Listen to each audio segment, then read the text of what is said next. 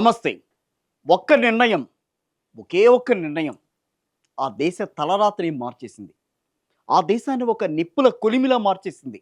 హిమాలయం మాటున చల్లగా ఉండాల్సిన ప్రాంతాలను ఒక అగ్నిపర్వతం బద్దలయ్యేలా చేసింది. ఆ నిర్ణయమే సోషల్ మీడియాపై బ్యాన్. ఆ దేశం మీకు అందరికీ తెలిసిందే, నేపాల్. సోషల్ మీడియాను బ్యాన్ చేస్తున్నట్టుగా నేపాల్ ప్రభుత్వం చేసిన ప్రకటనతో అక్కడి యువతకు అగ్గి మీద గుగ్గిలమయ్యారు. జెన్ జెడ్ దెబ్బకు నేపాల్ ప్రభుత్వమే నేలకొలింది. అసలు నేపాల్లో ఏం జరిగింది? ఇంతటి విధ్వంసం వెనుక ఎవరున్నారు? సోషల్ మీడియాను బ్యాన్ చేయడమే ఈ నిరసనలకు కారణమా, లేక ఇంకేదైనా వెనకాలుందా? ఈ ఘర్షణల తర్వాత అక్కడ ప్రస్తుతం పరిస్థితులు ఏ రకంగా ఉన్నాయి? దీని మీదే ఇవాటి మన టాకింగ్ పాయింట్.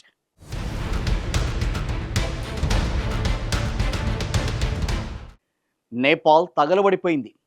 సోషల్ మీడియాపై బ్యాన్ విధిస్తున్నట్టు నేపాల్ ప్రభుత్వం ప్రకటించిన తర్వాత అక్కడి యువత ఒక్కసారిగా రెచ్చిపోయారు. ప్రభుత్వ అవినీతి అడ్డగోలు నిర్ణయాలపై యువత కథం తొక్కింది. ముందు శాంతియుతంగానే ప్రారంభమయ్యాయి నిరసనలు, కానీ ఎందుకో ఒక్కసారిగా విధ్వంసంకి దారితీశాయి.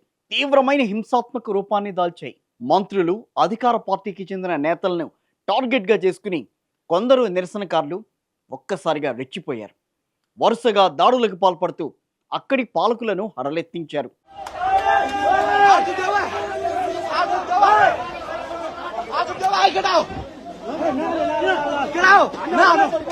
ఆ దేశ పార్లమెంట్ ఏంటి, అధ్యక్షుడేంటి, ప్రధాని నివాసాలేంటి, ప్రైవేట్ నివాసాలేంటి, మొత్తం సుప్రీంకోర్టుకు సైతం ఒక్కసారిగా నిప్పు పెట్టారు.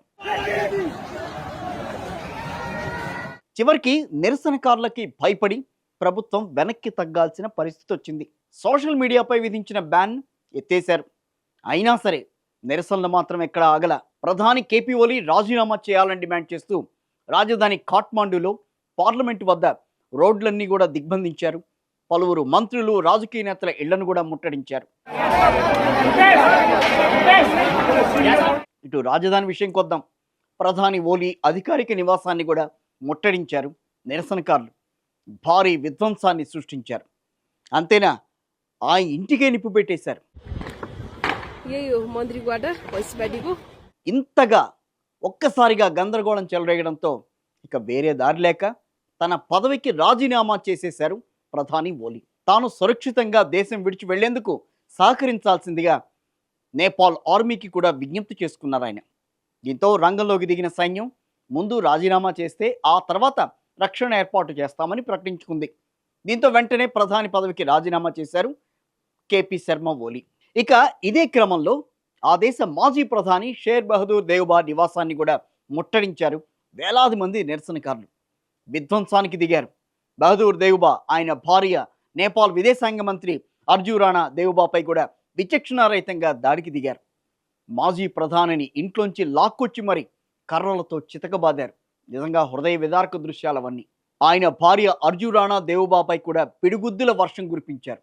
ఈ దాడిలో తీవ్రంగా గాయపడిన వారిద్దరిని సైన్యం చాలా కష్టం మీద అక్కడి నుంచి సురక్షిత ప్రాంతానికి తరలించింది. ఈ దారుణ ఘటనకు సంబంధించిన వీడియోలు ప్రస్తుతం సోషల్ మీడియాలో వైరల్గా మారుతున్నాయి. సరే, ఆ వీడియోలు మీరు కూడా చూస్తున్నారు కాబట్టి తెలుస్తోంది ఎంత భయానకంగా ఉందో అక్కడ పరిస్థితి అని.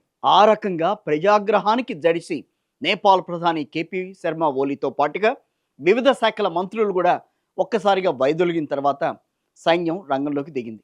అల్లర్లు నియంత్రించడానికి దేశవ్యాప్తంగా కర్ఫ్యూ విధిస్తున్నట్టుగా army staff of chief general Ashok Raj Sigdel ప్రకటించుకున్నారు. ఎవరైనా విధ్వంసానికి పాల్పడినా, ఇక నుంచి దాడులు చేసినా కఠిన చర్యలు తీసుకుంటామని హెచ్చరిక చేశారు. అసలు దేశంలో తలెత్తిన ఈ సంక్షోభాన్ని పరిష్కరించి శాంతి నెలకొల్పేందుకు చర్చలకు రావాల్సిందిగా అటు నిరసనకారులకు విజ్ఞప్తి చేశారు. ఈ మేరకు దేశ ప్రజలను ఉద్దేశించి ఆర్మీ చీఫ్ జనరల్ ప్రసంగించారు కూడా. ఈ నిరసనల్లో మరణించిన వారి కుటుంబాలకు ప్రగాఢ సానుభూతి తెలియజేశారు. గాయపడిన వారు త్వరగా కోలుకోవాలని ఆకాంక్షించారు. ఇది రొటీన్గా జరిగేదే.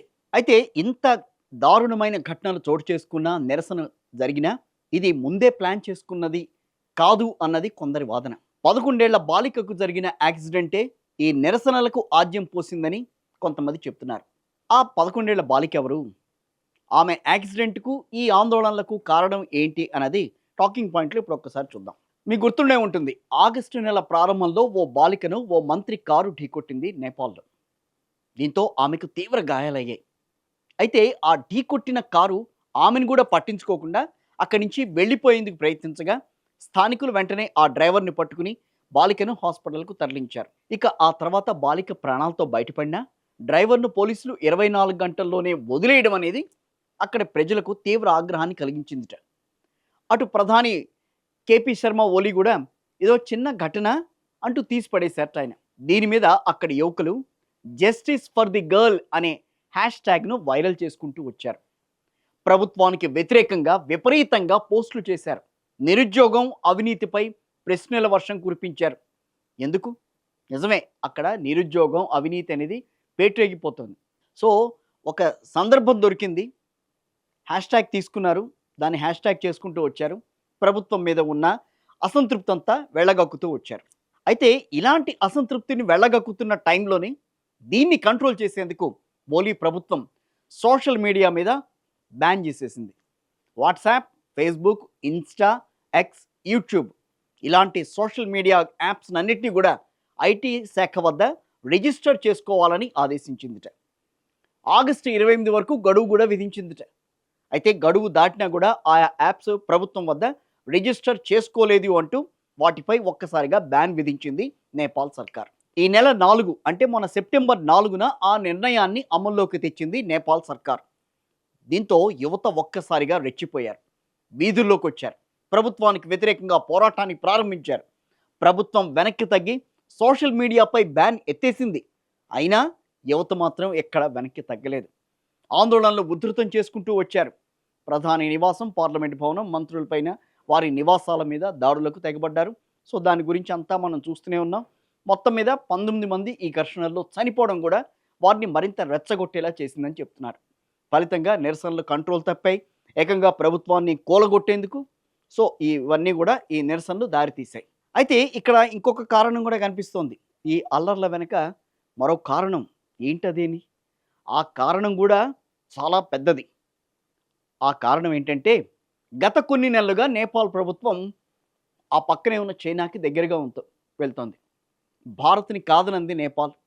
అటు డ్రాగన్ కంట్రీతో ఫ్రెండ్షిప్ చేస్తోంది. ఈ క్రమంలోని చైనాకు అనుకూలంగా అనేక నిర్ణయాలు కూడా తీసుకుంది నేపాల్ సర్కార్. ఇప్పుడు వాట్సాప్, యూట్యూబ్, ఇన్స్టా, ఎక్స్ వంటి సోషల్ మీడియా ప్లాట్ఫామ్లను బ్యాన్ చేయడం వెనుక కూడా చైనాయే ఉందన్నది ఎవరైతే ఈ విషయాన్ని బయటికి తీసుకొస్తున్నారో వాళ్ళ వాదన. ఇప్పటివరకు చైనా గూగుల్ సహా ఇలాంటి యాప్స్ ఏవి కూడా వాడడం లేదు. వాళ్ళ దేశంలో కొన్ని యాప్స్ ఉన్నాయి, టిక్టాక్ లాంటి యాప్స్ కానీ, అవి అమెరికా నుంచి వచ్చిన అలాంటి యాప్స్ కొన్నిటిని చైనా ప్రమోట్ చేసుకుంది కొన్ని రోజులు. చైనా ప్లాట్ఫామ్ మీద కొన్ని ఏవైతే ఉన్నాయో యాప్స్, వాటిని బాగా వాడుకోవాలని చెప్పే ఉద్దేశంతో పక్కనున్న దేశాలు అవి వాటిని వాడాలనే ఉద్దేశంతో ఆ ప్రయోగం చేసింది చైనా. ఇప్పుడు నేపాల్లో కూడా వాట్సాప్, యూట్యూబ్, ఇన్స్టా, ఎక్స్ వంటి యాప్స్ను బ్యాన్ చేసి చైనా యాప్లను తిరిగి తీసుకొస్తారేమో అనే అనుమానం కూడా యువత ఆగ్రహానికి కారణమన్నది కొంతమంది నిపుణుల అభిప్రాయం. అంటే మెల్లమెల్లగా నేపాల్ను పాలకులు చైనాకు తొత్తుగా మార్చేస్తున్నారు అని, పట్టపగ్గాలు లేని అవినీతికి తోడుగా ఇలాంటి నిర్ణయాలు తీసుకోవడంతోనే యువత కోపం పట్టలేక జెన్ జెడ్ ఆందోళనలకు దిగిందని చెబుతున్నారు. కారణాలు ఏమైనా సరే ఒకే ఒక్క నిర్ణయం మాత్రం నేపాల్ గతిని మార్చేసిందని చెప్పాలి. ఇక్కడ పాలకులు ఎంతటి వారైనా సరే, వారి వెనక ఎంత బలమైన దేశం ఉన్నా సరే, యువత ఎదురు తిరిగితే తట్టుకోలేరనేది మాత్రం సుస్పష్టం. మరి ఇప్పుడు పగ్గాలు చేపట్టే వారైనా సరే మరొకరికి తలగ్గకుండా అవినీతి రహిత పాలన అందిస్తారా, లేక వారు కూడా ఇలాంటి అసంబద్ధ నిర్ణయాలే తీసుకుని ప్రజాగ్రహానికి మళ్ళీ గురవుతారో చూడాలి.